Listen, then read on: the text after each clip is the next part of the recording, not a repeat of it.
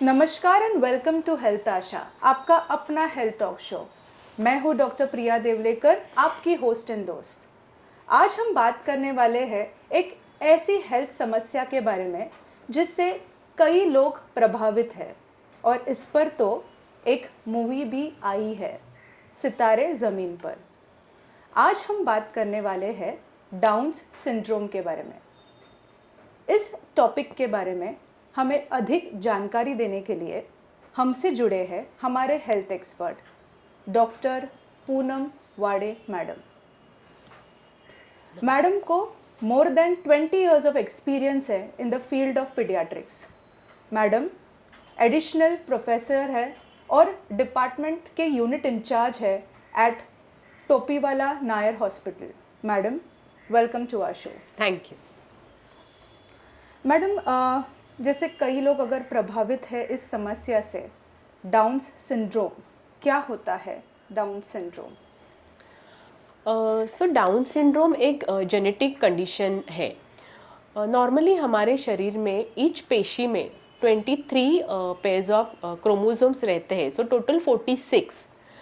Down syndrome में total number 47 रहते हैं, तो इसमें एक क्रोमोसोम एक्स्ट्रा रहते हैं, और जो वो एक्स्ट्रा क्रोमोसोम है वो 21 नंबर का रहता है। जैसे instead of 2 there are 3 copies of this 21 number, और because of this extra genetic material उनमें अलग अलग प्रॉब्लम्स हो सकती है। मैम इसके कोई प्रकार है डाउन सिंड्रोम के? क्या ये डिफरेंट टाइप्स में एग्जिस्ट करते हैं? सो इसमें जेनेटिक वाइज 3 टाइप रहते हैं। So almost 95% times it is trisomy 21, like 21 number के 3 क्रोमोसोम इंस्टेड ऑफ 2। दूसरे दो प्रकार है जो like 1% time it can be mosaic. Mosaic means कुछ पेशी में नॉर्मल 46 क्रोमोसोम रहेंगे, कुछ पेशी में 47 रहेंगे, that is called as mosaic. And then one more condition type is translocation. So 4% बच्चे ट्रांसलोकेशन टाइप के हो सकते हैं। सो इसमें ऐसा रहता है कि क्रोमोसोम का जो पार्ट रहता है दूसरे क्रोमोसोम में अटैच हो जाता है, so that is called as combined translocation. So ये 3 टाइप्स रहते हैं, बट जनरली उनके जो प्रेजेंटेशन उनके ये रहता है, उनको सिम्टम्स और अफेक्शन जो body parts that is almost like similar. सिर्फ ट्रांसलोकेशन वैरायटी में ऐसा रहता है कि ट्रांसमिशन चांसेस रहते हैं अगली प्रेगनेंसी में वो बढ़ जाते हैं, डिपेंडिंग ऑन द कौन से क्रोमोसोम का इन्वॉल्वमेंट है। हाँ। हम अगर जानना चाहेंगे मैडम आपसे, ये कितना कॉमन है ग्लोबली? अगर बात करें, या इंडिया में ये कितना कॉमन है? सो ग्लोबली एक्चुअली मतलब incidence like varies, but generally 1 in 800 to 900 live birth में डाउन सिंड्रोम बेबी हो सकता है। सो हम लोग अंदाज़ा लगा सकते हैं कि कितने सारे डाउन सिंड्रोम के बच्चे ईयरली पैदा हो रहे हैं। Like almost I think around 20,000 per year in India babies are born with Down syndrome. क्या ये प्रेगनेंसी में डायग्नोज होता है? सो प्रेगनेंसी में 2 टाइप के टेस्ट रहते हैं, screening test and diagnostic test. So first trimester like first 3 month of pregnancy it is called as first trimester. So उनमें बेसिकली यूएस सोनोग्राफी किया जाता है, और सोनोग्राफी में कुछ फाइंडिंग्स रहते हैं जो थोड़ा लाइक डाउन सिंड्रोम की पॉसिबिलिटीज़ बता सकते हैं। और ब्लड टेस्ट, ये माँ के ब्लड चेक किया जाता है, कुछ पदार्थ चेक किए जाते हैं। उसके बाद second trimester is 3 to 6 months। So during that period again sonography किया जाता है और क्वाड्रुपल टेस्ट किया जाता है। कुछ 4 पदार्थ माँ के ब्लड में चेक किए जाते हैं।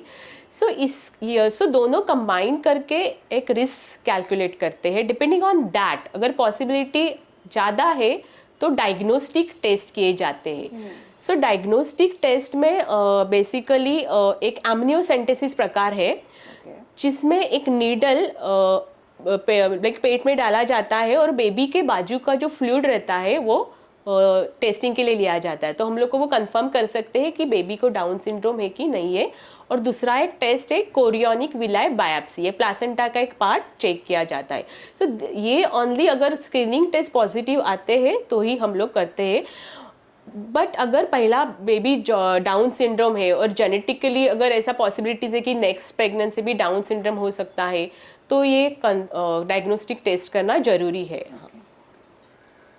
कोई ऐसे इम्पॉर्टेंट साइंस होते हैं जो हमें पता चल सकता है डाउन सिंड्रोम में? सो जैसे कि बच्चे जब भी बॉर्न होते हैं तो उनका शरीर मतलब उनका चेहरा अलग रहता है। तो मैं हेड से टो तक में फीचर्स थोड़ा एक्सप्लेन करती हूँ। सो जनरली ऐसा है कि जो बच्चे डाउन सिंड्रोम के रहते हैं उनका जो हाइट कद रहता है वो छोटा रहता है, बॉडी लूज रहता है, लूजनेस रहता है।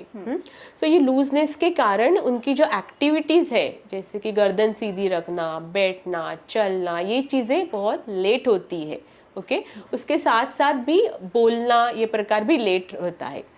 सो जैसे कि हेड से टो तक उनका सर, उनका जो टालू रहता है वो बड़ा रहता है, और फेशियल फीचर्स फ्लैट फेशिस बोलते हैं हम लोग, चपटे रहते हैं, लाइक थोड़ा नाक थोड़ा चपटा रहता है, और जो आंखें रहती है वो थोड़ी आउटर साइड एलिवेटेड रहती है, इसको बोलते हैं मंगोलाइड स्लांट।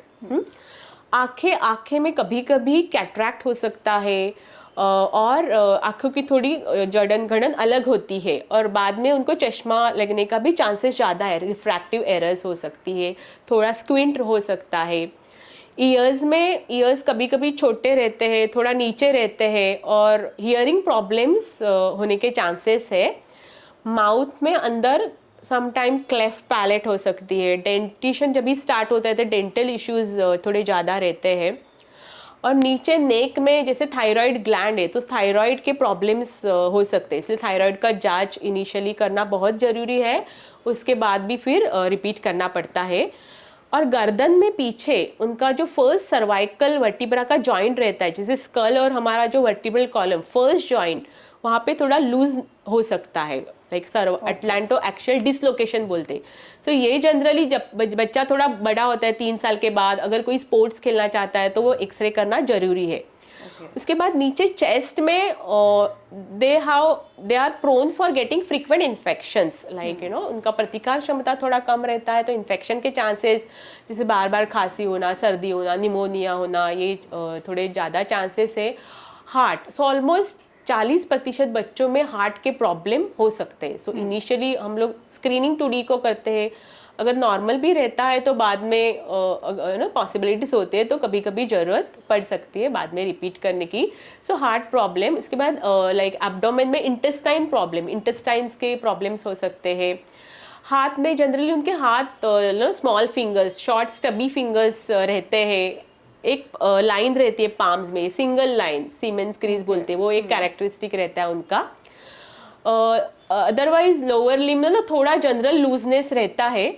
और ये बच्चों में जैसे आकड़ी के चांसेस भी रहते हैं, और कभी कभी कैंसर जैसी बीमारियों के चांसेस भी ज़्यादा रहते हैं। या so many of the body parts can get affected in this children. Okay, तो जनरली डेवलपमेंट थोड़ा सा एंड वेरी इंपॉर्टेंट इज उनका जो कॉग्निटिव मेंटल डेवलपमेंट रहता है वो थोड़ा स्लो रहता है। So this is a important feature की mental like intellectuality is less, like हाँ।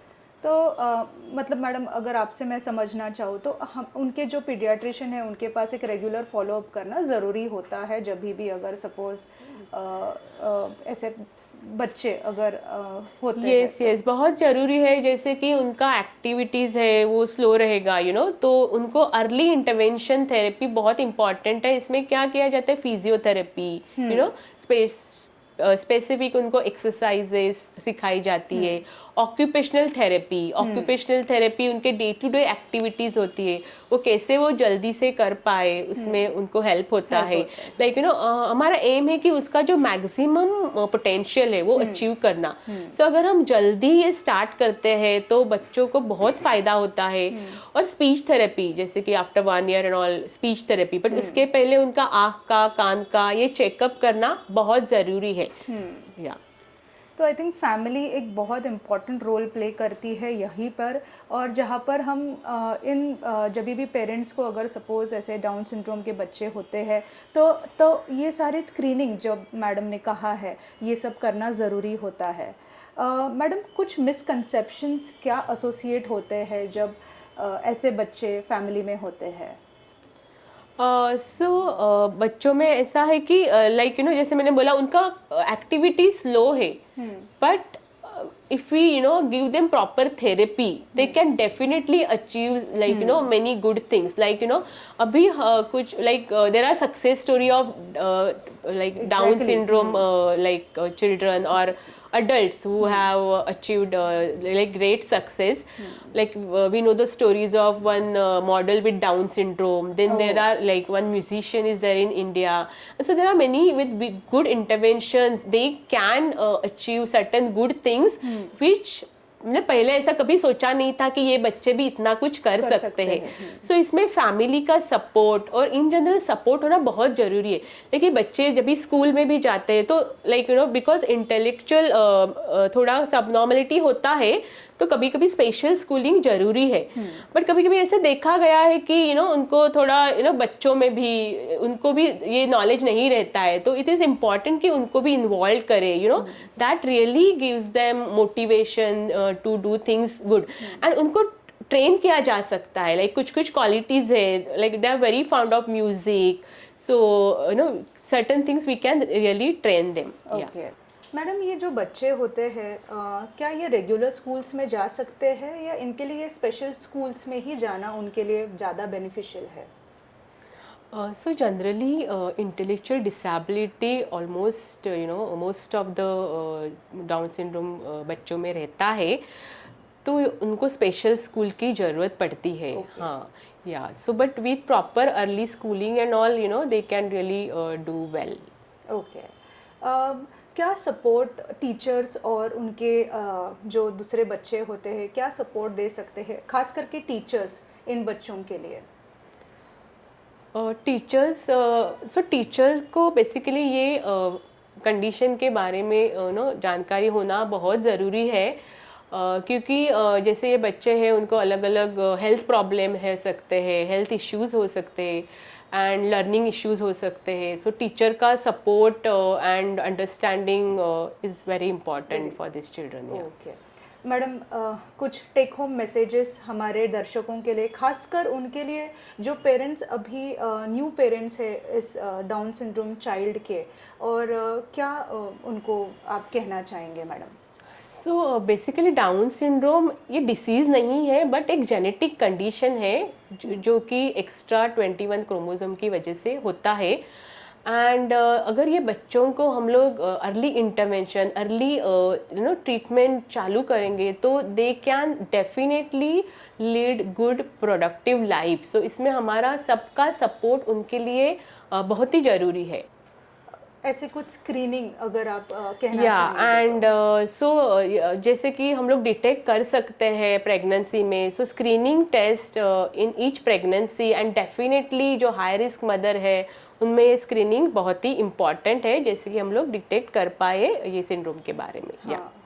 सो हेल्थ आशा में हमारा यही प्रयास है, जैसे एक take home message, clear message जैसे मैम ने कहा कि स्क्रीनिंग ज़रूरी है प्रेगनेंसी के टाइम पे, स्पेशली हाई रिस्क फीमेल्स जो होते हैं अबाउट 35 एज ग्रुप के. और अगर जेनेटिकली अगर कोई चाइल्ड वैसे डाउन सिंड्रोम ऑलरेडी फैमिली में एग्जिस्ट है तो आपके गायनेकोलॉजिस्ट, आपके जो डॉक्टर्स हैं वो इसके बारे में और आपको इन्फॉर्मेशन देंगे. स्क्रीनिंग इन बच्चों में भी ज़रूरी है once the child is suffering और once the child is with Down syndrome, कि उनके कुछ हेल्थ इश्यूज़ होते हैं. बट एक अच्छा मैसेज जो मैडम से हमने ये सुना कि इनको मोटिवेट करना, उनकी जो लाइकिंग है, उनकी जो स्किल्स है उसको डेवलप करना, उनको म्यूज़िक पसंद हो या उनको एजुकेशन, अगर जैसे हम उनको जो पसंद हो उस बारे में अगर हम उसको ज़्यादा थोड़ा लर्निंग या टीचिंग दे तो ये बच्चे एक्सेल करते हैं. और हम सब ने देखा है कि कुछ ऐसे रोल मॉडल्स अभी एग्जिस्ट है even if they are suffering from Down syndrome. Madam आप आए और आपने इतनी सरलता से, इतनी आसानी से हमें ये कहा कि डाउन सिंड्रोम एक डिज़ीज़ नहीं है. That gives us a very important message specially हमारे ऑडियंस के लिए. Thank you so much madam कि आप आए और आपने हमारे हेल्थ आशा इस प्लेटफॉर्म के द्वारा एक अवेयरनेस जो हम क्रिएट करना चाहते हैं हमारे दर्शकों के लिए उसमें आपने आपका सहभाग दिया। हेल्थ आशा में ऐसे ही कुछ इन्फॉर्मेटिव वीडियोस और आते रहेंगे। हम आपसे यही निवेदन करते हैं कि प्लीज़ फॉलो कीजिए हमारा चैनल और फॉलो कीजिए हमारे वीडियोस और शेयर कीजिए इन्फॉर्मेशन टू मैक्सिमम पीपल। यही हमारा एक हेतु है। Thank you so much.